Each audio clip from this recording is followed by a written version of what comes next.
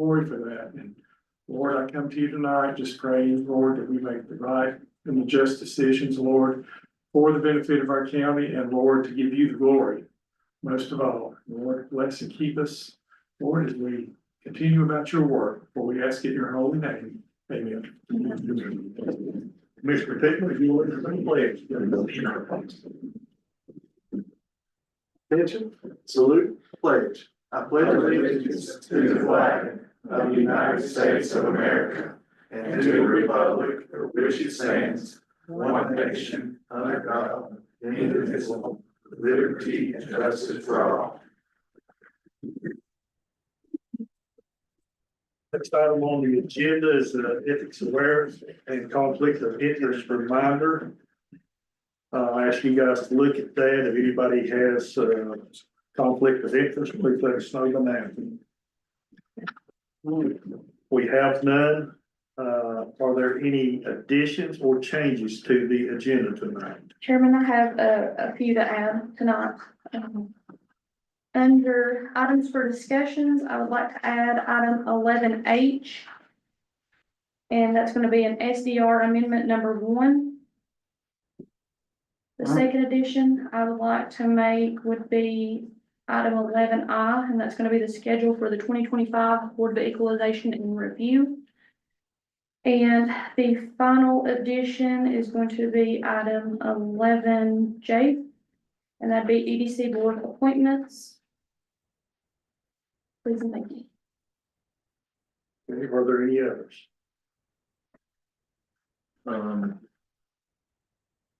I'd like to make a motion. Do we need to vote on her before I add what I, okay.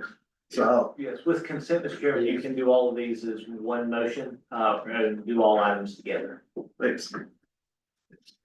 So I'd like to make a motion, Mr. Chair, to add the Crowder Gulf contract amendment to agenda item for discussion 11, make it 11K. Okay. And I'd also like to add, in the consent agenda, the Mitchell County, North Carolina, NTP Crowder Gulf to the consent. And make that item 12C. Thank you, Steve. Are there any others? If not, do I have a motion to adopt the agenda with the added items that was just mentioned? So moved. Second. Motion and second, motion by Harley, second by Lee, all in favor, raise your hand. Motion passes.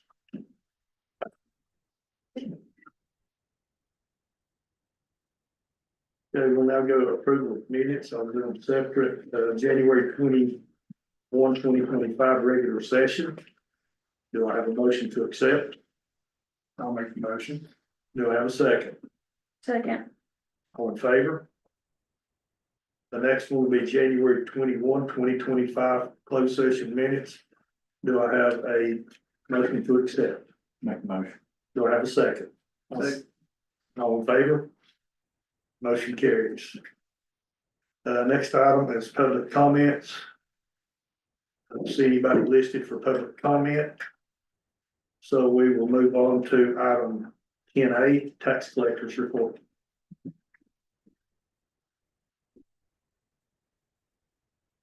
Oh, that's me. Sorry, our tax collector, she was, she's been out with some sickness, but doing better. And she asked me to do the tax collector's report today, so I'm gonna tell you a little bit about that and apologize for the little slow to the go there. First off, I want to talk about what our ending balance for collections are currently for January 25. The total is $1,536,403.86, with a collection rate trending upward to 91.90%. So, you know, our collections are moving up. We're still getting some things in. Now, in addition to that, I'm also going to add, based on General Statute 105-369A, the commissioners will get a record of the total unpaid 2024 taxes that are liens on real property. And so those reports we have, and I will be sending that to the board, so you can review that per general statute. And that's just saying, the unpaid taxes. And that would conclude the, tax report from, the substitute guy that is not the tax collector. Any questions? Thank you, Alan. We'll move on to, Mr. Wade Singer with, Mitchell Nettings for presentation.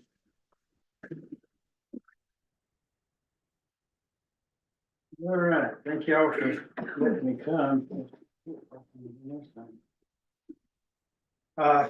Yeah, thank you for the opportunity to present here tonight. I think it's a great idea having the different departments come and spend some time with you folks.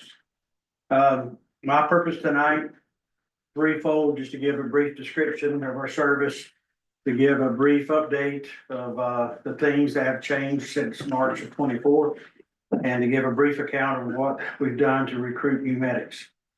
And as y'all know, in March of 2024, I was tasked with retaining current staff, hiring more medics, restoring a positive culture around the base, and to restore our relationships with our community partners. Of course, we've not been perfect, but I think we've done a really good job working hard to do those three things. I will add that if you guys don't mind, I'll just send y'all this report in the morning to all your individual emails with a monthly update, and I'm going to do that each month. So let me start off with a couple of things I wanted to address, and that's staffing.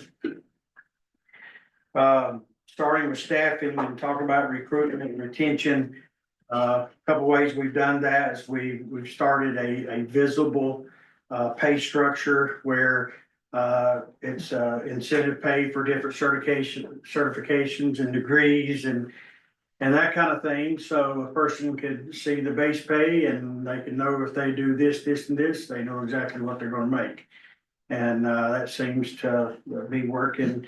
That's in process of unfolding right now. The other thing we've done is we've had a recruitment bonus.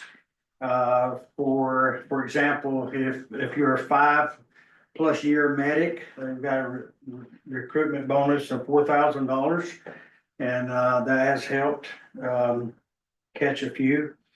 And as much as pay matters, and it does, base culture, because we're around each other for 24 hours at a time, and that makes a big difference. So we worked hard to improve that. We spent thousands of dollars redoing the base furniture, little things like that makes a difference on what kind of mattress you sleep on when those couple hours you might get are precious. We've had someone dedicated to making sure our equipment is up to par. We try to do things professional, obviously, but we try to have fun too. We pay for a what we call Sunday supper every week.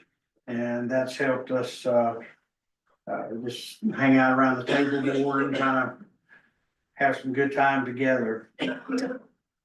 Our people at Mitchell Medics, and we've got a lot of great paramedics there, but it's a stressful job, like many of public type jobs. But we get to encounter people at most of the time at their worst moment. They're hurt, they're sick, and sometimes they're feeling helpless. And we are able to go in and do a lot to help them. Our job is to respond, obviously, in a timely manner, to assess the patient and make a pretty quick decision on what this person needs until we get them to the hospital, and then to decide what hospital we're going to go to. That's a big decision. As many of you know, we have a set of protocols that we're able to function under our medical director. I call him Gabe because that's what he wants to, but Dr. Cade, professionally.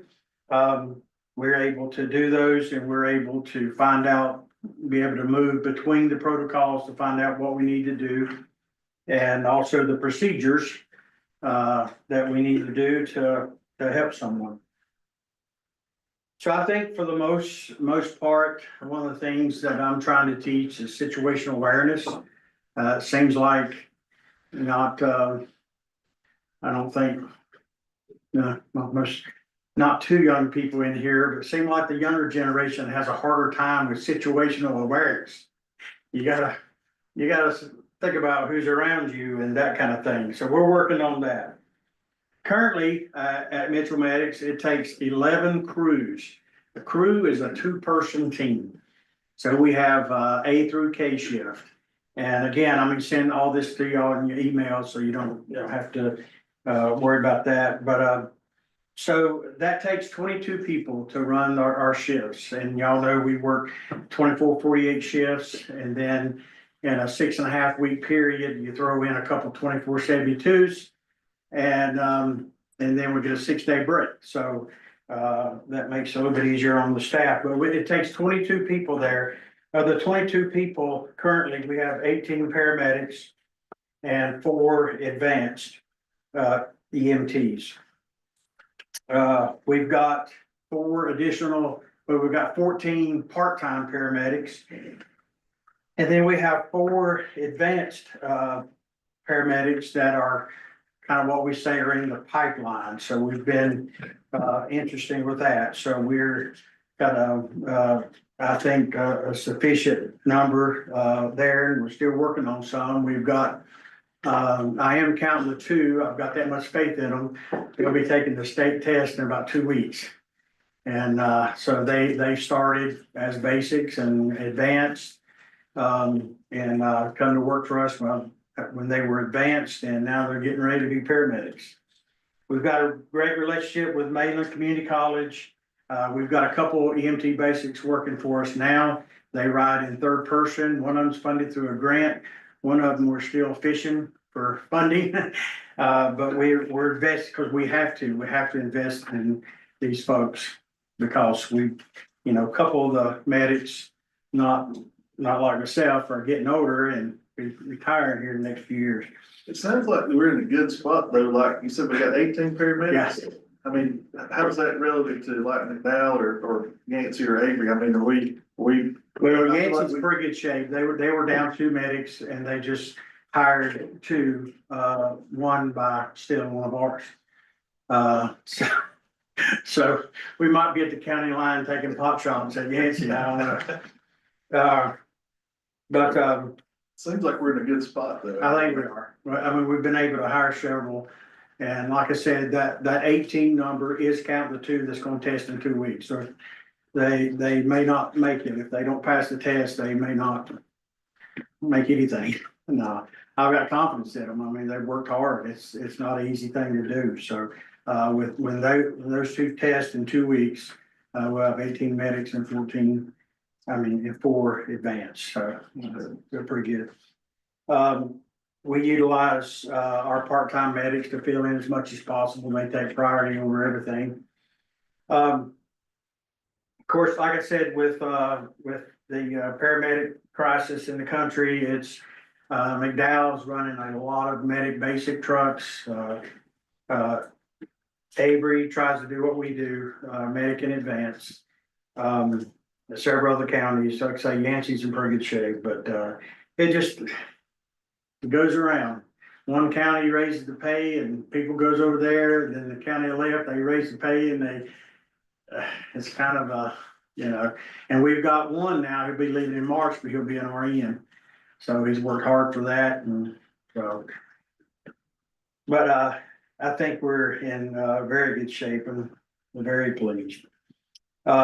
And the ones we've got a couple combat medics, we've got flight medics, we got those rescue trained, we got several of them are first responders here in the county, and so it seems pretty good. Now, let me hit training real quick. I'm gonna try to keep this short as possible.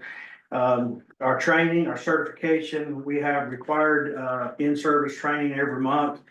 The state of North Carolina says for paramedics, we've got to have 30 hours a month. I'm not a month, 30 hours a year of training, advanced 25 and basics 20. I want to make sure everybody knows that we don't have any basics working on the truck unless they're on there as third person, unless it's like, an extreme emergency. For example, Friday, we're gonna put on a fourth truck because of the road closed up in Poplar. So, if I put a medic and a basic up there, they're like within the lines of doing that. So this past year, 2024, we provided 59.5 hours of in-service training. We had a total combined of 760 online hours from our EMS One portal. And in addition to that, we had right at 150 hours of combined off-site training through various opportunities and conferences. One of them, we sent 3 of our medics to the ALS, which is Advanced Life Support K9 training. We're working with Yancey EMS as well to establish our own protocols to be able to deal with the K9 if they ever got injured. And so we're working on that. We have on-shift training every single shift. Our training officer, David Young, sets that out and sits down and go over the protocols and hands-on. And a lot of this is driven by our QA, QI, quality assurance, quality improvement, by our own charts. So there's a lot of other special training that we have. Something that we're starting this year, in fact, it's in the month of February, we're having an annual assessment. And that annual assessment includes a written closed book test of 50 questions. And, if it's been a while since you've been in school, I get a little nervous. But we also, I gotta pass it too, so I've been studying. So we're doing that, and the annual assessment basically also is hands-on. We have assessment station set up, and you'll have to show that you can do what you're supposed to know how to do. And if you don't, you get remedial training. And then eventually, if you can't do it, then we bring in Gabe. I think looking ahead, I think the future's bright. I think because of the need and the foresight of, I guess I can say, the previous board, but some of y'all are still here. The foresight, adding this third truck at night has just changed everything in so many ways. At Blue Ridge, of course, we do discharges back to the Greens and Mitchell House 24/7, no matter what time it is. We do have an agreement with the Greens that if the patient does not meet medical necessity, we still take them back and the Greens pay for it. We've yet to get Mitchell House to agree to that. We're also doing discharging to our neighboring counties. And that's something that it helps the hospital. But all 3 trucks have to be available at the time of dispatch. And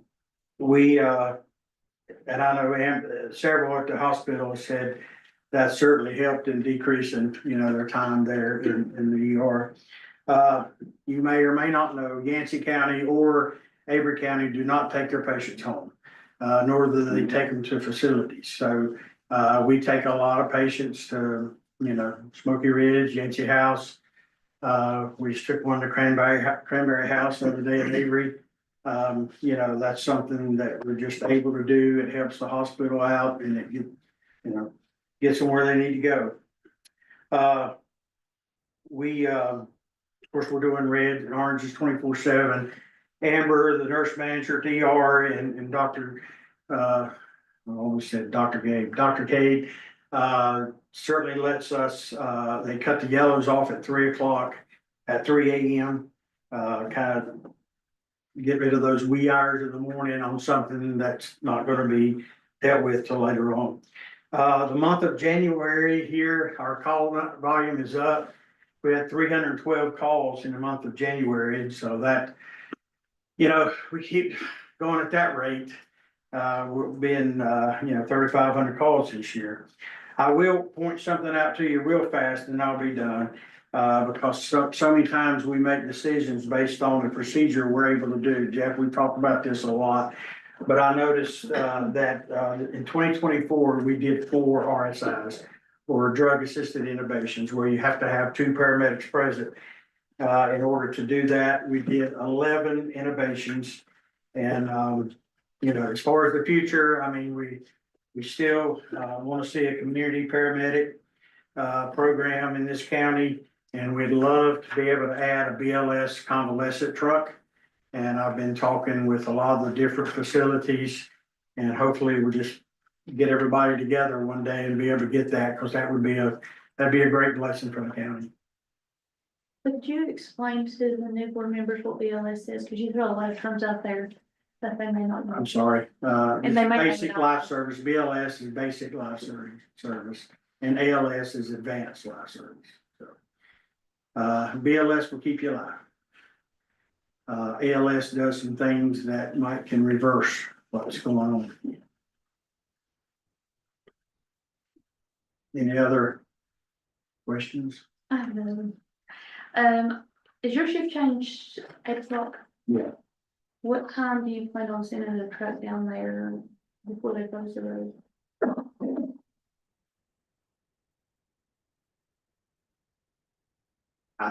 You said they can close the road at 8 o'clock. I don't know. I'll find out for sure exactly what time they're gonna close the road. I'm getting alerts now. I put out alert for next year's crew Friday, and it's vibrating a lot. So Well, I thank you for being proactive and putting a truck down there. we'll find out and make sure that it gets up there in time. I think they're closing it right at the moment. Mhm, they are.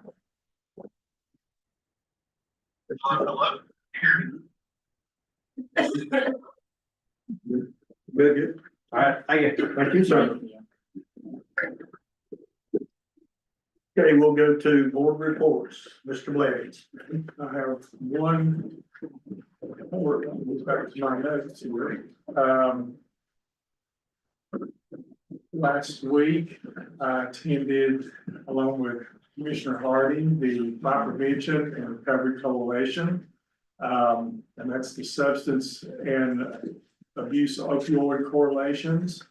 And that's where a lot of people in the group come together, different agencies in the county come together to meet for discussions and for opportunities and awareness that are needed in Mitchell and Yancey County. You know, a lot of things they discussed is what's good now, maybe what's going on now with some type of drug awarenesses that really, as the need changes so much each and every year. For example, the DARE program they do in 5th grade, that program may not be as updated as it should be because things change so much from the curriculum that they use. So they're constantly looking at updating the public and keeping awareness for everybody. And that was my first meeting there. They're always looking, and I was really informed and was really impressed at what they do and the collaboration that we did as an entire group. They split us up into groups and we went around and worked on charts and questions, and we will meet again in March, in February in Yancey County. And Mr. Harding may want to add to that. I'm not sure if he does or not, because he was there at the same meeting I was. That's the only one I've been to this since our last meeting. And that's been scheduled. I've got a bunch scheduled in February. Mr. Pitt. So the JCPC we didn't have a meeting in January, we meet this coming Thursday. VIA, we didn't have a meeting in January, we meet Thursday as well. Main Street, we meet Thursday as well, for the coming, so, but I did meet with Malin, this past Monday, so, things coming out of Malin, we had, a visit from, let me get through here. They did a big promotion for Celebrating Success. They did a 2024 Christmas Spirit Week at Malin that was well received. They had a visit from Jeff Cox. He's the North Carolina Community College system president, came up and basically toured the college and participated in the spirit week there with these guys and did, met with the different, divisions there. We had, let me get through here just to make sure I don't miss anything.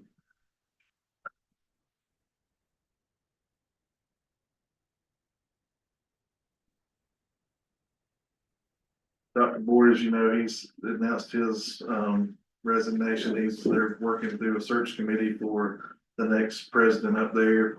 They've got a search committee that meets every month. He's agreed to stay on through October to make sure the transition goes well.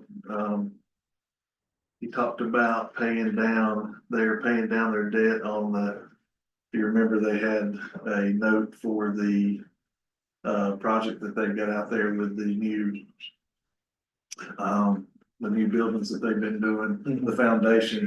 They're paying $150,000 towards that, to pay that note down. They talked about the hotel out there. They've not had a vacancy. This guy, when the Jeff Cox was coming up, they got lucky and got one room available to get him into the hotel, because it had been full for the entire time. So, you know, really been a nice story there with having that, hotel up and running, and they,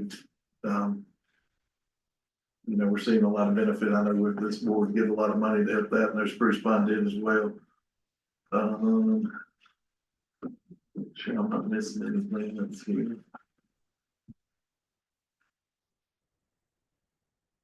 The prisons are coming back, so they've started bringing back the prisoners. That's really big for Malin.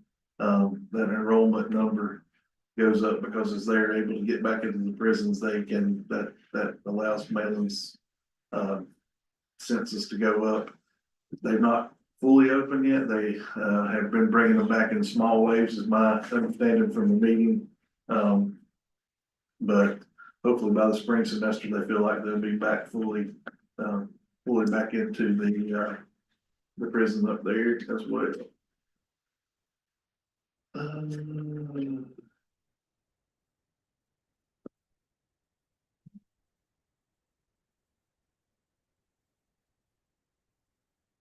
Zach's report, they got that back. That's the general audit that they went through. They had one audit finding, and I think they're addressing that. It was a small, how they reported something basically was they reported it differently than the auditor felt like it should be reported. So they were fixing that, but that was the only finding in the SACS audit.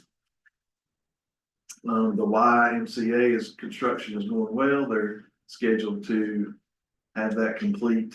They had gotten about a month behind, and they thought that was going to run into June. But they have pulled together, and they feel like now that May they're going to be able to get that open. So they are working hard to get staffing and everything pulled together to be able to get that going. And that's a pretty amazing project. Just for folks that don't know, this Y will start out fully. They'll be in the black. They're fully funded. There's no debt. We'll hit the ground running. So, and I think that's to the tune of about, we'll say like $10 million or something through private donations and grants and a couple other things. So, we're really lucky as a community to have that opportunity for all our citizens to participate in, and it's going to be in a pretty good spot. It's the way I understand it.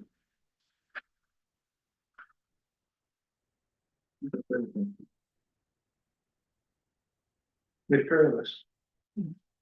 You want to cover the fire association meeting things?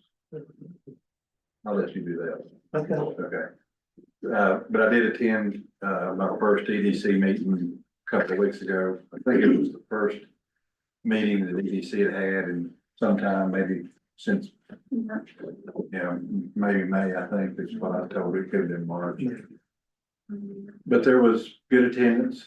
all the members, all the members were in attendance, good discussion. The Chamber of Commerce, which is, reporting to EDC, made their presentation on goals given to them by, the county and the EDC, and they had met all those goals.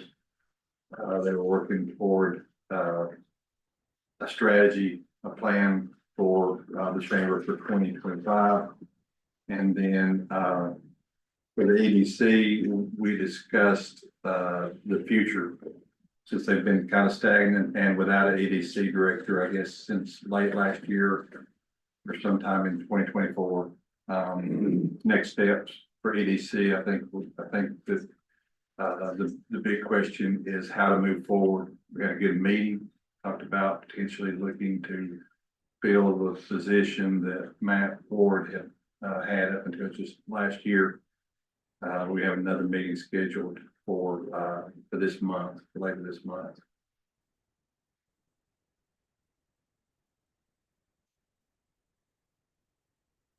Thank you. Ms. Harley? Let's see here. So I think our next CDC PT meeting is scheduled this week, so I do not have a report out on that. The Mitchell County Public Library, that one is a brief one, we've not met yet, but we did, communicate via email. So they're still in the work. The details of Yancey County, pulling out of the systems. And so hopefully we should have more information on that sometime later this month. And then, let's see, our North Carolina Cooperative Extension, we met today and Sam Silvers was elected as the extension chair. And so he'll be serving on that for the next year. And there was heavy conversation on disaster recovery, specifically fire mitigation, and then invasive species such as fire ants, Japanese knotweed, all this stuff that has flowed down and now going to be invading us in the spring. So I think Director Pittman has been working really close with the Forest Service in reference to the fire mitigation. So there's a little bit of talk about drones and seeing how we can maybe incorporate that. And I believe he is looking for a grant to be able to facilitate that. So if you hear of any grants in relation to that, he said, please send them to him. And then as far as the rest of that meeting, we spoke a little bit about how Mitchell County is the only county that has a North Carolina A&T Strategic Planning Committee advisory member, and then also a member sitting on the NC State University Board. And so that would be me on the NC A&T board, and then Rodney Buchanan on the NC State board. So that's really good when it comes to advocating for our local extension office. Go ahead and mark your calendars for Small Farm Week, March 23rd through March the 29th.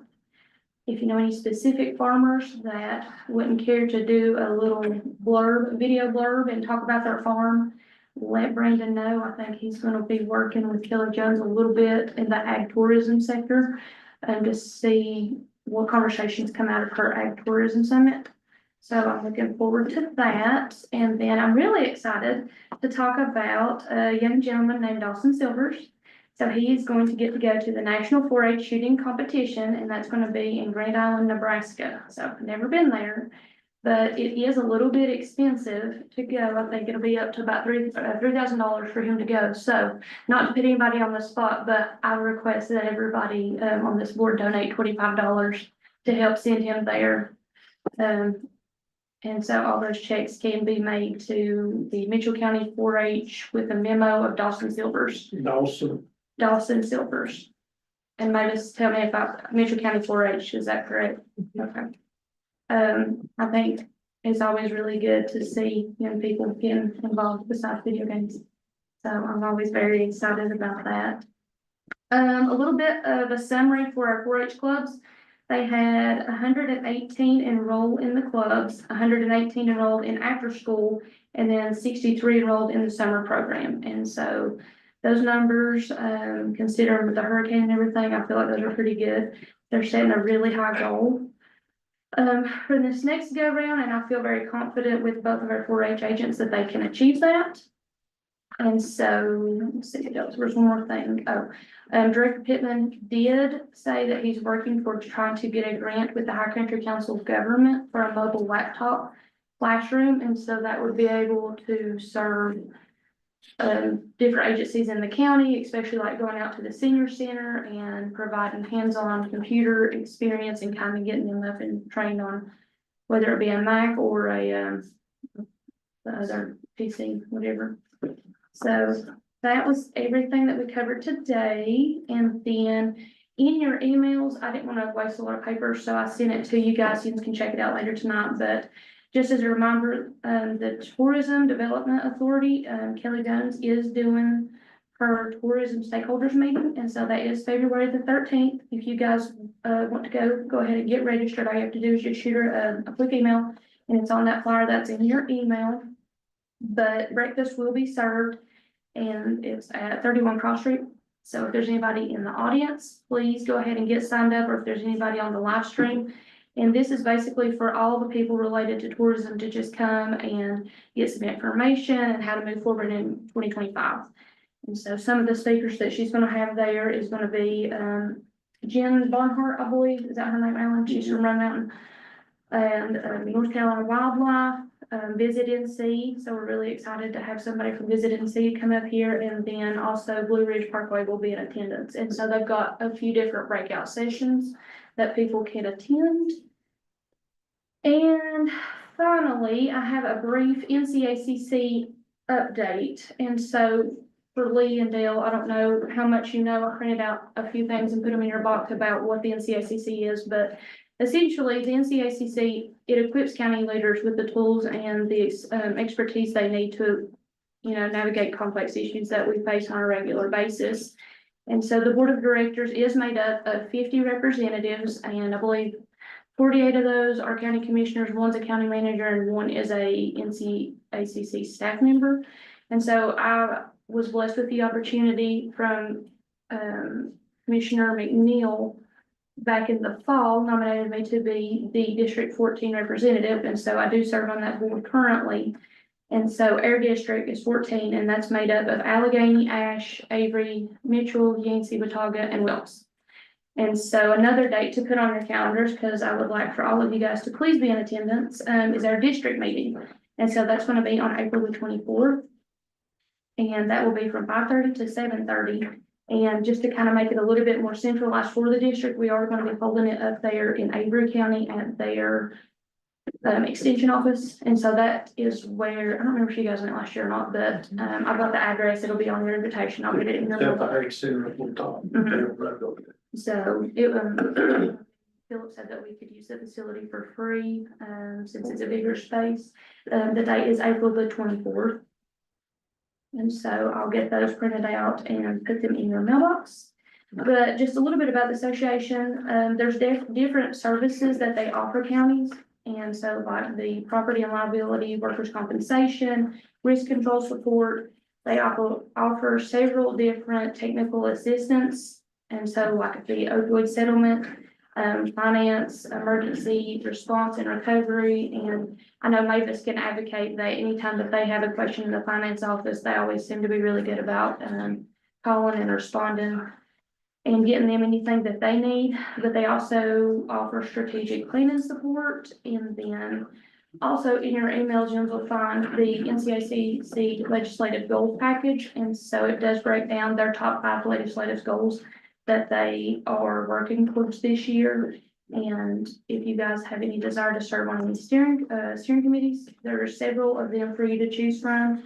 I currently serve on the agriculture, the general government, and the justice and public safety one. So 2 more days to put on your calendar is County Advocacy Days, and that's going to be June the 10th and June the 11th. That meeting will be held in Wake County. It is really a day for you to come and advocate for your county.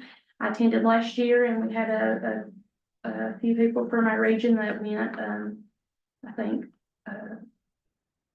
Philip and 2 of the commissioners from Avery County went, and so that's a good day to really just go and have a one-on-one with the people that are making the state decisions. And then also the annual conference will be August the 21st through the 23rd, and that will be located in Pitt County. And so typically those annual conferences consist of breakout sessions where you can learn specific information and different workshops. And it's really just a good way to get hands-on information and just kind of learn from other people that have had these experiences. So I think that's it.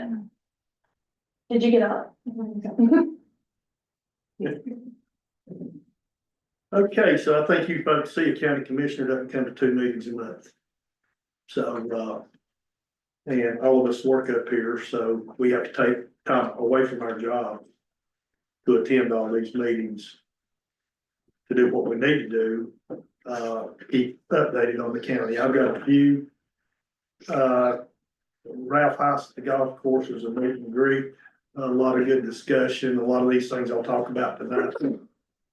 Repeated several times, FEMA was talking about private bridges and roads, regulations, federal and state regulations, and grants for small businesses. So there's $1 billion still sitting in Raleigh that was voted on and approved before Cooper left office. My knowledge, unless it's just happened, that money has not been dispersed. And sad to say, none of that money will go to help small business, which there's a huge need. Lee and I attended the Fire Association meeting. Those guys will be coming, been invited to our March meeting to give us updates on their departments. I think given the state of the economy, you look at it both ways. With the tropical storm, you know, revenue is going to be down, expenses are going to be up. So don't be surprised if your fire chiefs at that meeting ask this board for possible funding for their departments. I think that's going to be a good discussion. Dale and I attended the, I call it the Mitchell Yancey Drug Task Force meeting. This group is doing a great job with individuals that are recovering addicts, whatever the drug or the problem may be. It's a great program from early intervention. I don't know if you guys remembered, we did some of our opioid money through early intervention with 2 clinical licensed social workers for our school system, which I think is desperately needed. I think the next thing is recovery.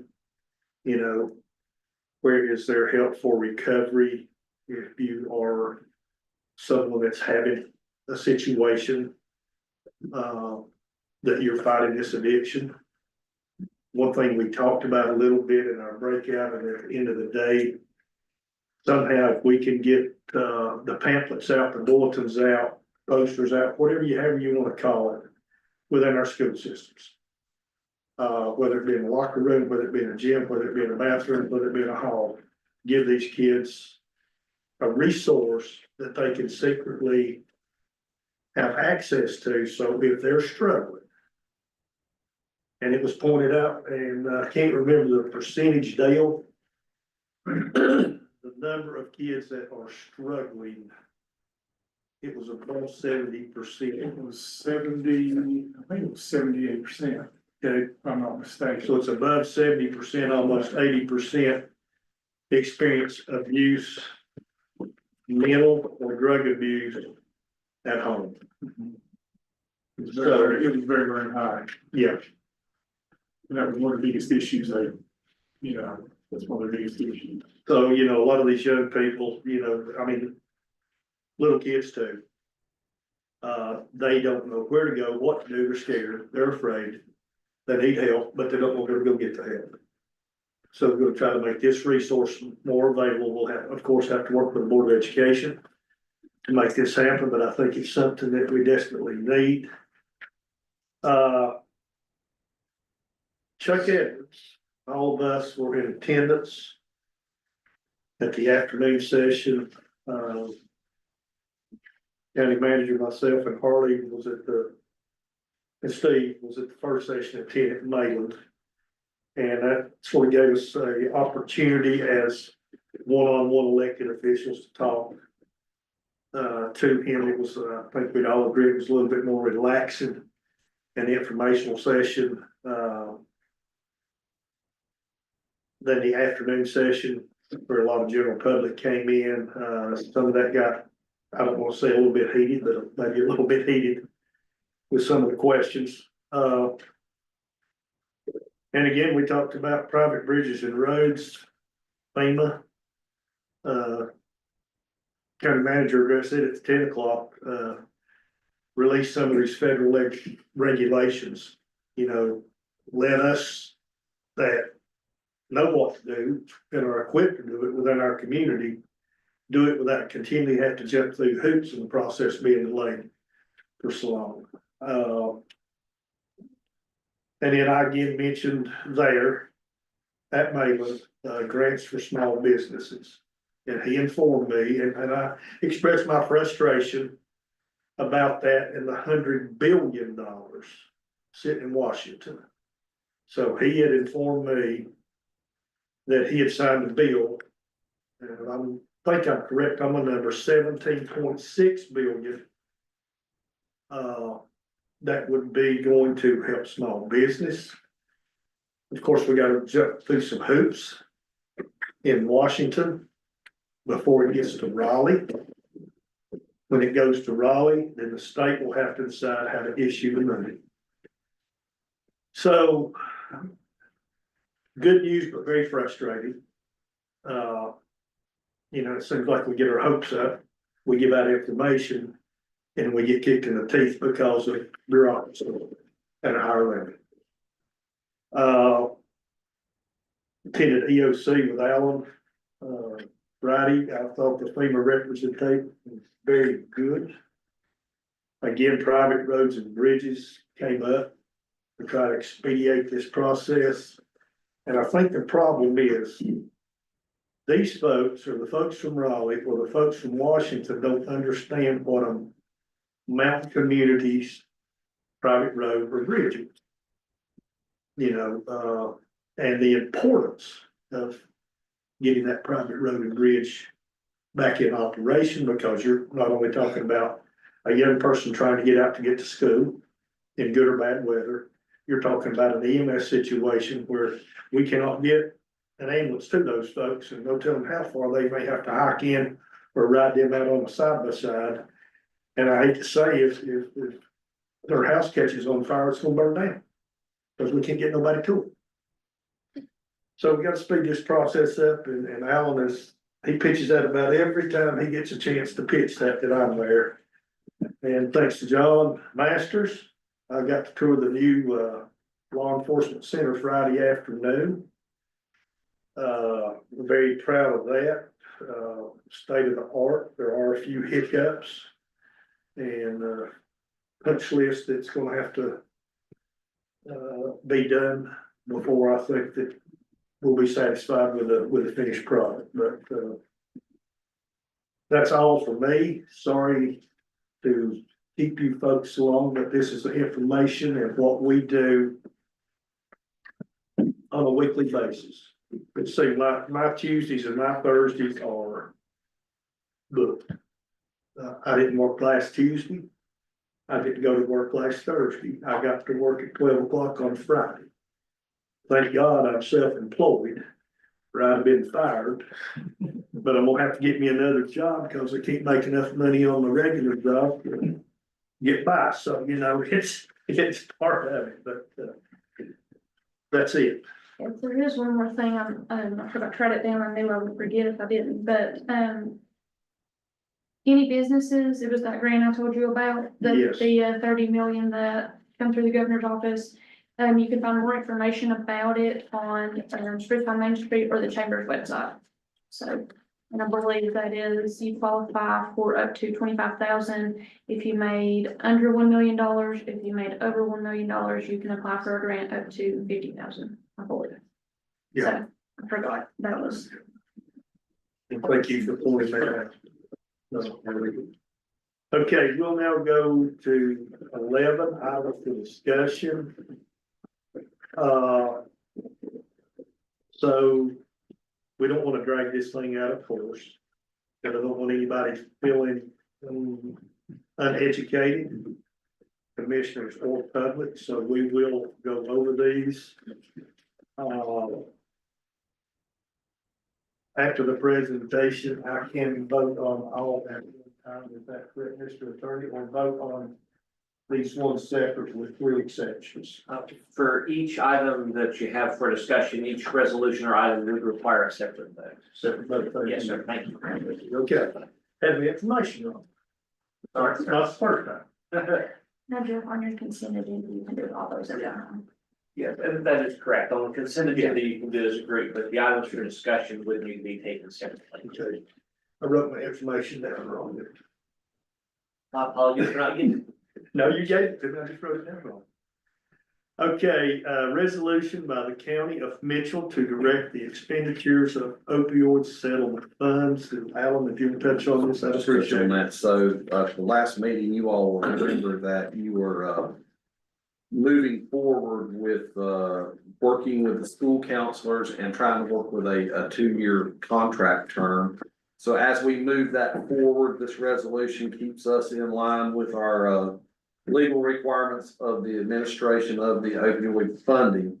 I can read this, resolution if you would like, but basically it is part of this staff, part of the process that you move these funds through the legal means that are audited on 2 levels. So, if you'd like, I can read it. If, not, it is a resolution by the county of Mitchell to direct the expenditures of the opioid fund. So we're directing them towards that process. If it's at the pleasure of the board, I can read that, or if the board would prefer to move forward with a vote, you could go that route. Or I can read it and then vote. What's the preference to the board? It's in your pamphlet. I'll make a motion that we approve the resolution. Okay, we've got a motion made by Steve. Do we have a second? I'll second it. All in favor? Signify by raising your hand. Approved. Okay, item B, SDR contract, MTE, Sonny Sims. Okay, I'll speak to that. Sonny's here with us today, so of course he can weigh in if need be, but, we're doing a not to exceed. So, as we dive into the not to exceed, you know, we're always saying we, are paying our folks as they do their work, but we also want to put limits on the project to say the project will go up to a certain point and not to exceed that amount. So, we were building out a not to exceed, and Sonny came to us about a month ago and asked to, increase the not to exceed from, 1 million to 3 million. So, you know, per the general statute of the contract with the state, there must be a not to exceed in place on that contract. And we'll probably have to go back and do it one more time in the March meeting as we hone in on our numbers. So that not to exceed is built off the scope of total debris that needs to be moved. So in the county, for example, when they first did this job, they took an analysis and assessment of the debris and said, well, you know, we think we've got $22 million worth of debris. So now, you know, we're looking at it and that number's going down. We're finding that maybe we're a little bit under that. So we can start tweaking around on that number. So what I need from the board today, and after, you know, vetting this out and looking at the state contract, is a vote to increase the not to exceed amount from 1 million to 3 million for SDR. Before I ask for a motion, do we have any questions? Does everybody understand? Okay, I'll entertain a motion for SDR contract MTE. Make a motion, we, extend the SDR contract not to exceed, from existing 1 million to 3 million based on the information received this evening. Do I have a second? Second. Okay, all in favor? It passes. Item C, Crowder, Gulf, and Thompson Consulting, debris removal right of way, again, county manager. Yes, sir. Thank you, Chair. So, basically in Mitchell County, we have a lot of debris, more debris than any other county in the state. That is a data-driven statement that I'm making due to Forest Service assessment. So we've now split the county in half. North Bakersville North, Crowder Gulf is coming on board to remove debris, and Bakersville South, SDR will be removing right-of-way debris. So I always, when I get ready to make a decision, you know, I'm always clearing it with my commission board, because you all are the will of the people. These folks voted for you. I'm the administrator. As such, you know, when I make a decision, you all have given me the authority to move forward with that, but putting it on the items for discussion, this is just an informing the board that Mitchell County has moved forward with a notice to proceed with Crowder Gulf for right-of-way debris removal in North Mitchell County. So we are not using those on C. Thompson Consulting. That was an original discussion, but we are using Debris Tech as the debris monitor. So I will mark that out as I see that on C, and I didn't get around for that. But so Crowder Gulf will be doing debris removal in North Mitchell, and they're looking at a site in Beulah Dean, and they're also looking at a site in Bakersville for their debris removal. And they are moving forward. You'll probably see a pause on the north end of the county, but it will, I've set them up with about a 56-day window to be within that 180 day to get that north end swept clean. And I know Sonny's moving on, and we're gonna be discussing about a date for all clear and moving that debris out of the spruce pine end too. So you will start seeing some debris move. We're also looking at dirt and silt debris removal, and we'll talk more on that as we come back around. Once I go to my county manager report. So this is not a vote as much as it is just an informing the people and the board of what the county manager moved forward as an administrator of the county.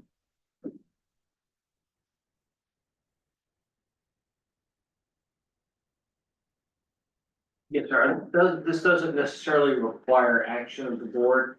The contract is off of the state contract. There will be a not to exceed number associated with this. So that's something that will be presented to the board at the appropriate time. I do have a question. Is it appropriate to ask the number later? Okay, in this contract, on page 28, item 12, where it says the state of Louisiana, is that a misprint? Or is that? So Crowder Gulf is out of Louisiana. Okay. So it could be I'll look at that afterwards and just double check to make sure on that. So I would say we probably want that for the state of North Carolina, it's a council. That's correct. Mr. Cook and I can review that prior to its final execution. And I'll say this, as we did the notice to proceed, if you go down to item K on items for discussion, there's another circle around to an amendment that was changed. And that's why I'm kind of starting here, but I will get your vote down on this amendment. So it will come to a vote a little bit later. Okay.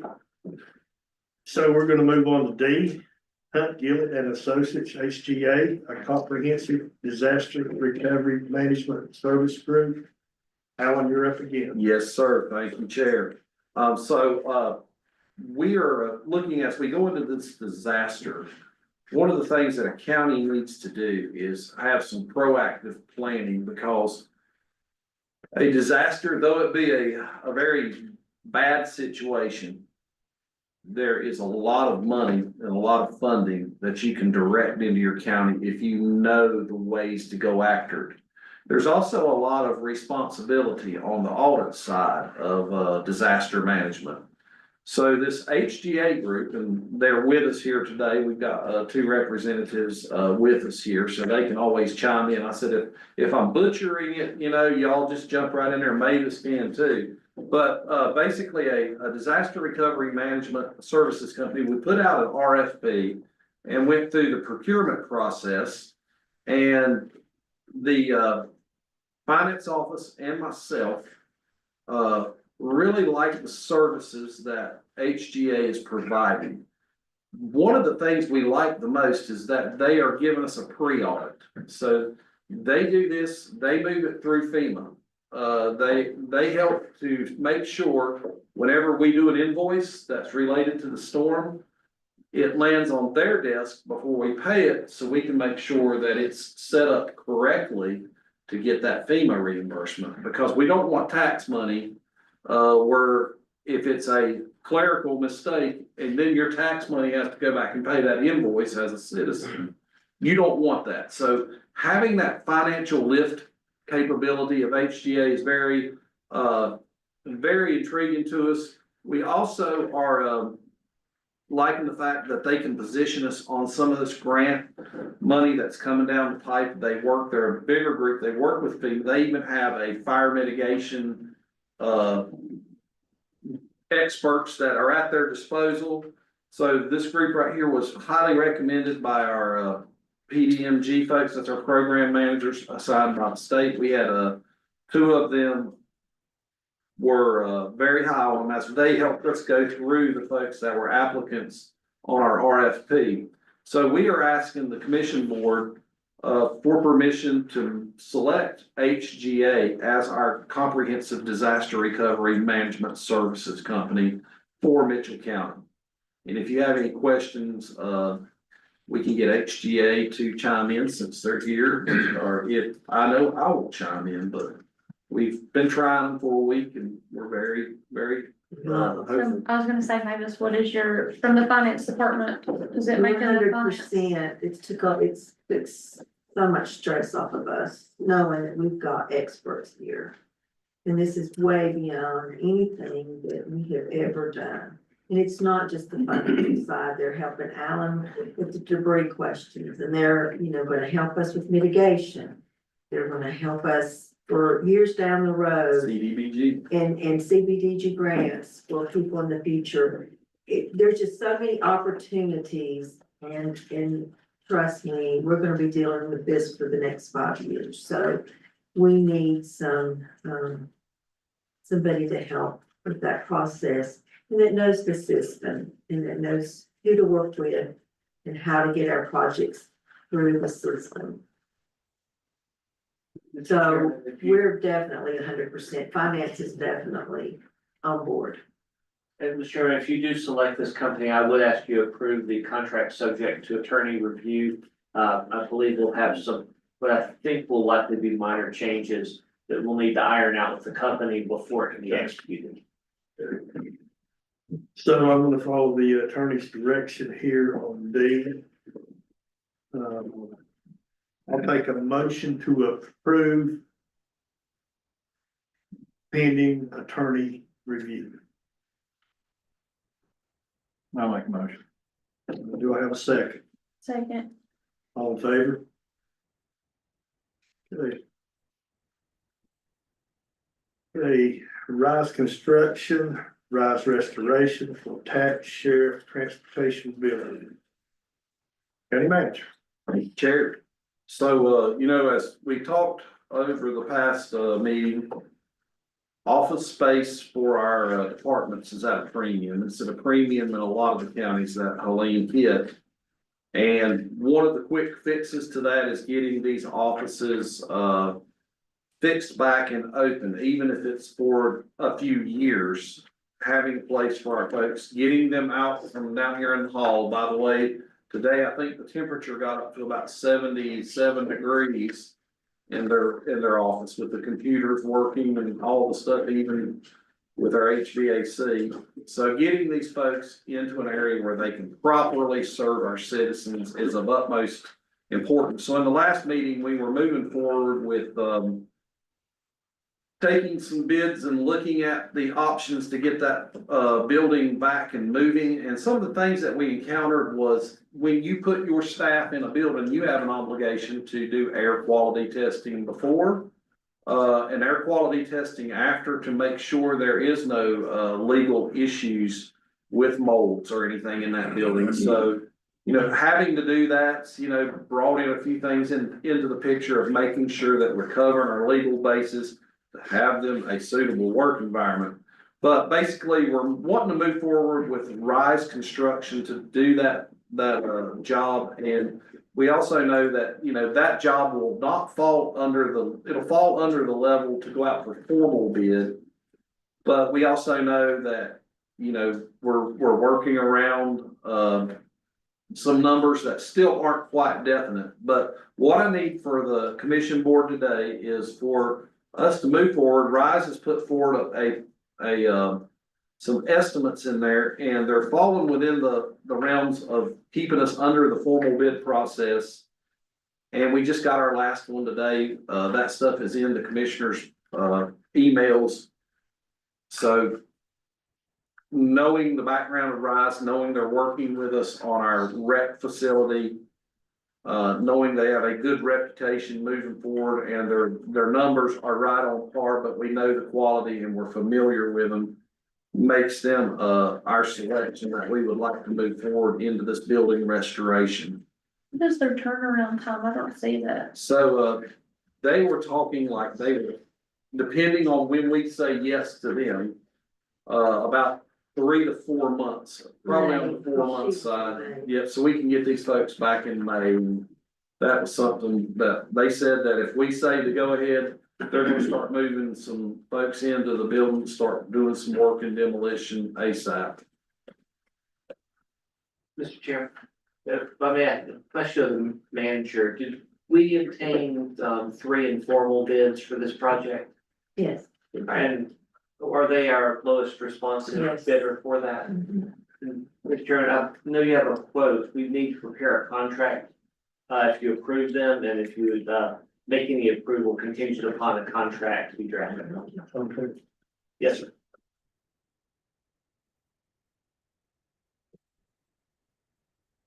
I do have another question on, item number 8, where it says replace all damaged receptacles in the floor cutout area in the sheriff's department. Will that be for also the tax office? That is correct. Any damage receptacles, so if they go underwater, Yeah, that's one reason they require by code a replacement, but some may have been damaged in the move or anything, so if anything was deemed damaged, even if it wasn't underwater, we're gonna replace those as well. So I that didn't know if they were covers just water referring to, damaged and just if there's some that's damaged in other means. I didn't know how specific, if you needed to say transportation tax office. all Maybe three. do the wording to make sure. I think in the eyes of everything, it's one big building, but in the eyes of our departments, there's 3 since it's a connected building. Mhm. But I do think that pending For's review and contract would be a best route to go on that, to make sure we're covered on that. There's a couple of things on there, Ellen, like HVAC, low voltage electrical system, all that's by owner. Right. Is that Danny that's doing that? I mean, is that? Well, we think, I'll for that. BAC, yes, we have a person that has already looked at those and quoted those, and that's a separate insurance claim. So we pulled that out separately, and they will be replaced by the person that usually does ours. And they put the panel in there, but the panel is fine. Danny's already checked it and it's all good. So we pulled the panel out because in the beginning they was quoting the whole electrical panel. But we don't need to do Is that. it a rooftop? It's unit, roof- or is it a, Part of it's in the roof, and then we've got the air handlers are in the back parking lot there on the ground. Just like ours were, we replaced ours immediately after the storm here. So those units will have to be, that's, yeah. right, but that rest is in the ceiling, so it is fine. I make a motion, we move forward, you're accepting the motion, Yes, Eric? yeah. I'd make a motion, we move forward with Rice contingent on, a contract, draft and review by early. Okay, Steve made a motion, I'll second it. Mr. Blaine seconded, all in favor? Okay, Mavis, get off here. Thank you. Just a second. Yeah. Mavis, budget amendment number 3. What we have tonight is budget amendment number 3, and I think I explained, earlier, this is gonna be an unusual year. We normally see one about a quarter. You may see more this year, budget amendments, and that's just because as we're settling insurance claims, as the insurance money's coming in, as we're making the fixes and buying the vehicles and doing all the things we're doing with the insurance money, as well as the FEMA money, we're going to recognize that in the budget just because it's a lot. We need to do it as often as we can. So we did this one and it's about $1.2 million increase. It's going to increase our overall budget to $37.5 million. But if you have any specific questions, but if you'll notice down through here, it's pretty much FEMA money that's come in. It's some donation and money that's come in from different organizations. Mostly it's insurance money on this one, to be honest with you. Social services also got some emergency funding due to the storm for child welfare and energy disaster. Also got some donations in recreation. So, to help them, they've received some really good donation money. And so we've just offset those revenues in the appropriate department to cover those expenses.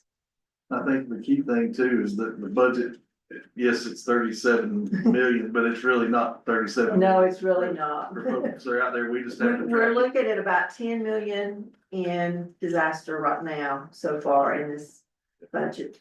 And depending on what audit wants, closer to audit time, we may end up, this may be amount that we end up pulling it out and putting it in a special revenue fund, but right now we're running it through just the general fund. So it is beefing up your general fund numbers, but it may be, it's gonna be temporary. Yeah.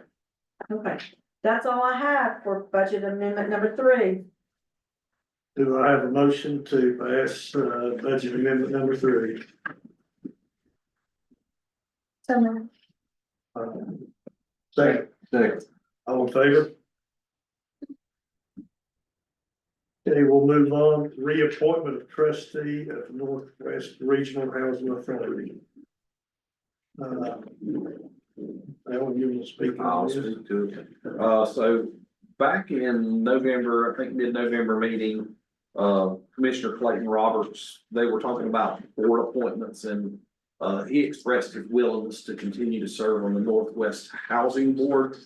And that, though that was done, in that meeting that he was willing, they require, since by general statute, that the when that person's appointed, that it be done for 5 years. So what we have here in the agenda packet is a basic statement saying that Clayton Roberts has been appointed that, and that his term, will end December 13th, 2029. So the board would just need to certify that through a vote that Clayton Roberts will continue to serve on the Northwest Housing Board. I think those are 5-year board appointments. Yeah, I think that's what they were saying on that. Well, I would need a motion. Okay, do I have a motion to appoint Mr. Clayton Roberts to the Western Regional Housing Board? I'll make the motion. Thank you, Dale. Do I have a second? Second. Thank you, Lee. All in favor? Okay, we'll move on to 11H, SDR amendment number 1. Yes, sir. You're back. Yes, sir. So, but when this, about 2 years from now, I'm just gonna be the expert on this debris stuff from the county's management style project, side of it.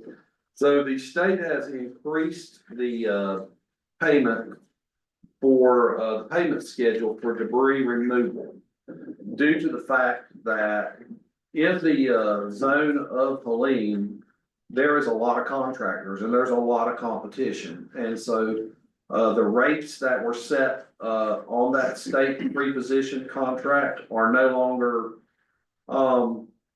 competitive.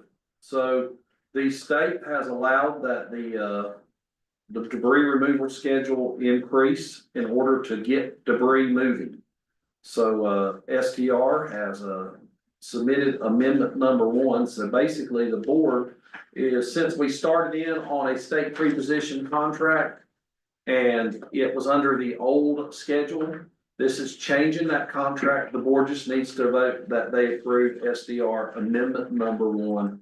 And like I said, that is a new, schedule for pricing on debris. And it does, it will get these folks incentivized to work for you, Sonny, and get enough pay to where they can come on up here and start removing some debris and maybe get our locals getting in there too, to, make it profitable enough. You know, a lot of our locals say, well, I would rather haul rock for the railroad than do debris because I'm making a little bit more money, but maybe now they can weigh it out and it'll come out a little bit better on that. So, that's what I would need from the board, just a, motion and a second to, approve the SDR amendment. And like I said, this isn't changing the nature of the contract, it's changing the nature of the pay scale. I guess it is by the scale, but not any of the requirements. Okay, do I have a motion for SDR amendment number 1? Make a motion. We adopt the new pay schedule. Steve, do I have a second? Second that. Thank you, Dale, all in favor? Mr. Blair. Come on up for Board of Equalization and Review schedule. Give you everybody's favorite time of year. Yep. The statutes read that we have to have the first meeting no earlier than the first Monday in April and no later than the first Monday in May. That being said, I would propose, given all that we've got going on right now, that we try to have the first meeting the last of the month of April, and then we can go on into the month of May. I'm thinking we probably need 5 or 6 days and. When's spring break? That's week after Easter. Easter's the Twenty-first. 20th. So the week after The spring break's gonna be the 27th, 28th, 29th. the last week in April. Yeah. So you know, spring break? Yeah, that, we're going that week to the 21st through the 25th. That'd be You're going on vacation that week? yeah, So it'd be the week after. if it's a week after, that's fine. I can do that. And Yeah, if we can do like 2 days for 3 weeks. That'd be suitable. Are we, what, can I ask why we're running so late? That's gonna really push Because we're gonna budget, give people the due process. but we normally start like the second week in April. What? Don't we usually do it like start the second week in April? Well, like I said, the law says between the first Monday in April and the first Monday in May. Okay. So you have to have it. Yeah. Your first.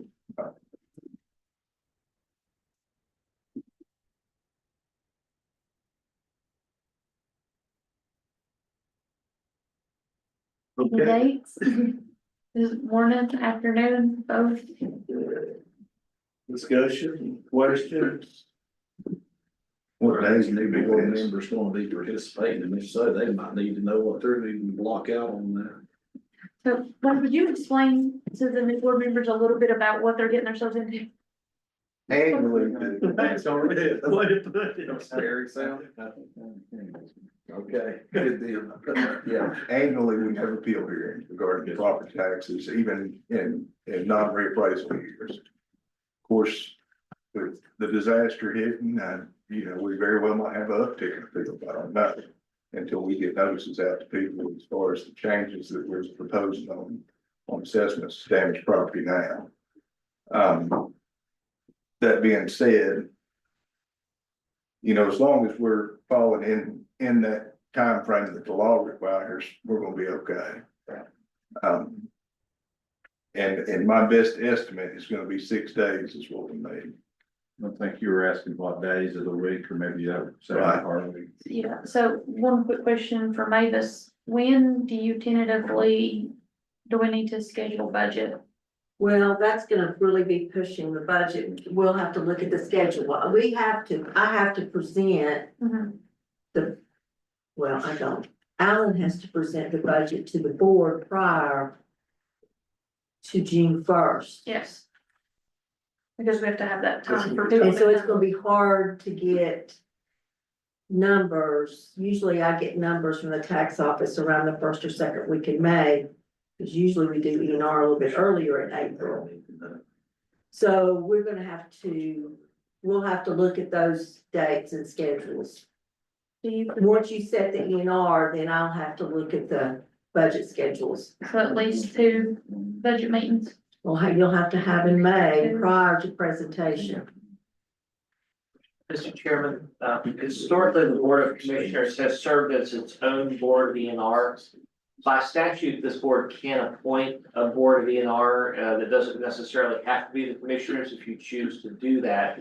As far as a quorum, I believe it will require a majority of the board appointments. So with it being 5 commissioners, that would require at least 3 board members present for a quorum, unless Mr. Hyder has, some other, The only problem with that is, it's my understanding that the board would have had to appointed the board of ENR back in the fall.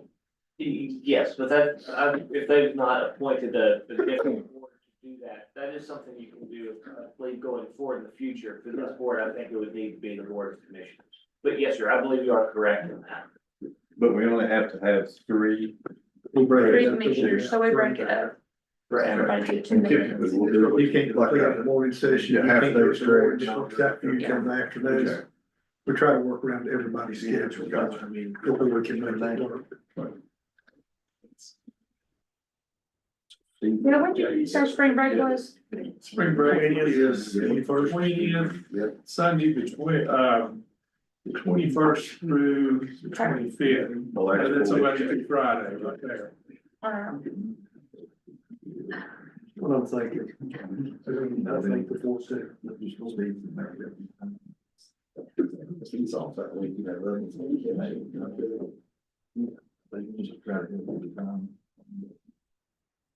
Yeah.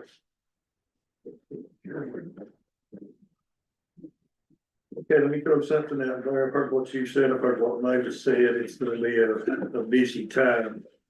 We don't want anybody to feel rushed and want all residents to be able to have opportunity to appeal, so.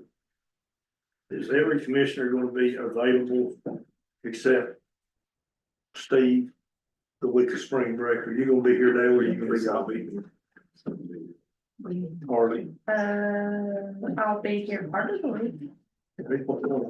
I'll be here on that Wednesday and that Monday and that Tuesday, just not later in the week. So maybe Tuesday, Wednesday's good for you. Yes. Okay, so we can move it up 1 week with Mr. Pittman. If not here, let him pick up the second week. Then he can make up all his time, though. Yeah, that's what I'm saying. He comes in at 8, stays till 7. Don't want it to miss out. And you get a pack of crackers, so you can get no candy. So no candy and crackers, that'd be all right. Or we could go 1 step further, and Larry, you tell me if this is gonna be a problem. We can do it the week of the 14th. We wanna stay away from Good Friday on the 18th, so we can move it up 1 week, or we can move it up 2 weeks, guys.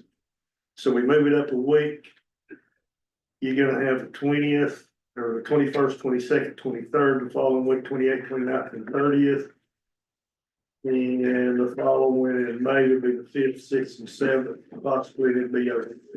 Do not think we should do it on the 5th because we have a board meeting that day. And then we- I'm I sorry. think 6 days will be sufficient, and if we need to add some, we'll have enough cushion in the month of May. Mavis, how's that sound to you, man? We're in kind of uncharted waters as So far we as. move it up 1 week, that'll help tremendously. Yes. I mean, yes, better than wait until the very end and the first of it. Well, the last week we would have would be the 6th and the 7th. of May. That would wrap it up. We need to move it up again for there. And finish it in April. I mean, as long as they can get me a good number later that week, by like Friday of that week, the 9th. then we could do, we could look at the schedule and schedule a budget workshop that next week then. And then that would give us time to put that budget together and get presented to you. Budget workshop the 12th, the week of the 12th, Mhm. okay? So I would think, So am I correct, and we're talking about the 21st, 22nd, 23rd, and then 28th, 29th, and 3rd? Yes, sir. Okay. And if need be, the 6th and the 7th. Right. That good with everybody here? Yes. That accommodate everybody's schedule? What hours do you prefer? Well, now that's gonna follow your lead. We I would normally think do it Wednesday in the needs to be in the afternoon. morning. Wednesday needs to be in the morning, because a lot of people are in church. Okay. Wednesday night. Last year I did afternoon. To the cities or something like that. Yeah, now I can't remember what was before then. But Harvey made a good point. Any Wednesday, we need to be on Or morning versus Morning. the afternoon. morning. Maybe like from 11 to what, 3. What do we normally do, Blair? We can do. We normally give works an for hour us. and try to do about 3. I'm flexible. Okay, just depends how many people sign up. Right. Okay.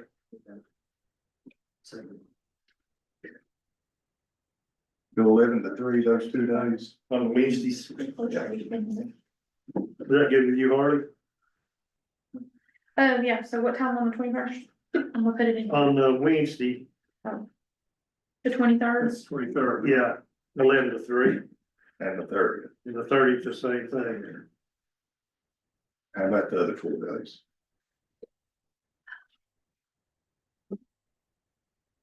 Then would that be the same for the 7th or? We're not gonna schedule the That far 7th out. yet. I'm just wanting to get 6 days, and if we have to, we'll advertise for more. I mean, Dave, what's your work it's a schedule? hard thing to gauge, and I don't wanna. I'll make it work. Well, I've got a high country meeting on the 21st at 7, so I'll have to leave at 5. And we've got a county commissioners meeting at 6:30 on Tuesday, the 22nd. You'll You run wanna our come in office hours those days? If you wanna come in at 1 on commissioners meeting and meet up till 6 or 5:30 and then have a light snack before we go to the commissioners meeting, we can do that.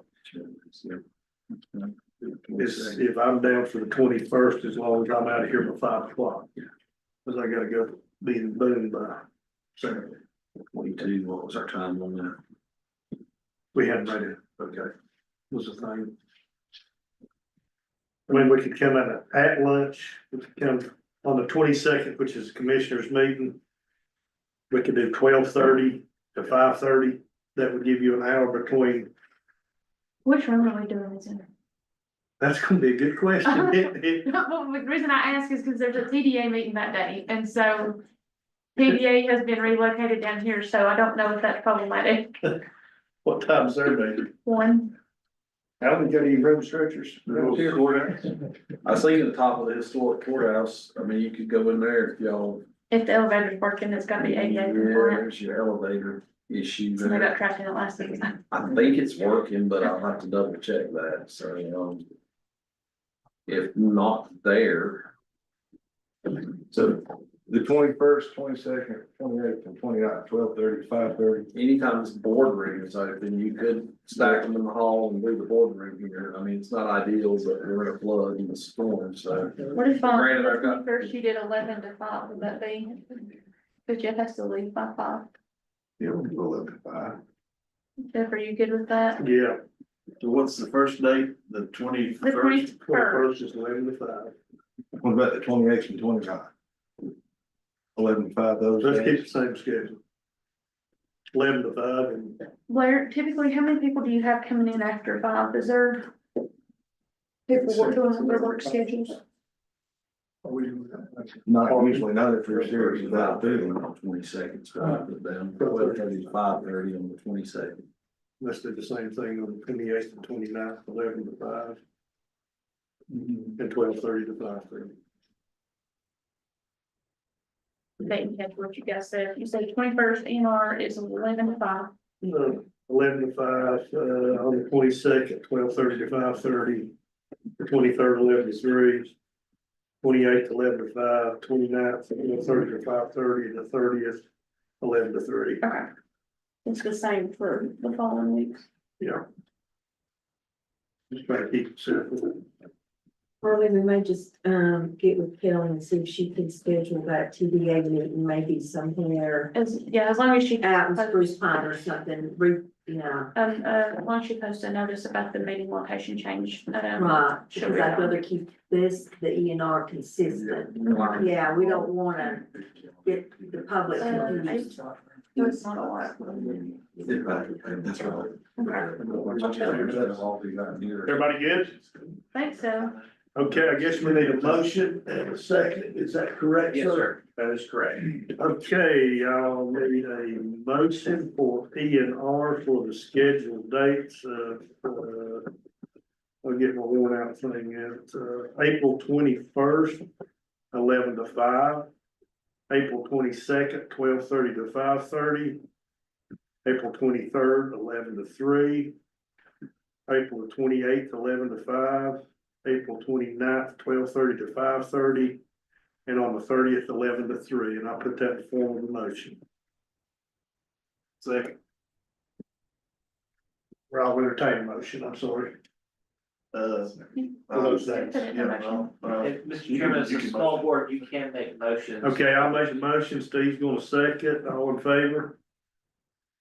It passes. Everybody good? All right, baby, you just tell us when we need to be meeting in April or May. And we will talk about that when we do our 24th meeting. We will, now that I know these dates, we'll work out a schedule and we'll go over that at the 24th meeting.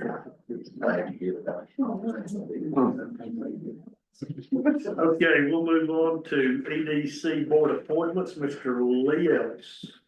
Yeah, I would like to make a motion that we approve John Duncan and Curtis Taylor to the EDC as new members to replace a couple of folks that had rotated off due to timing, due to their term earlier in the year.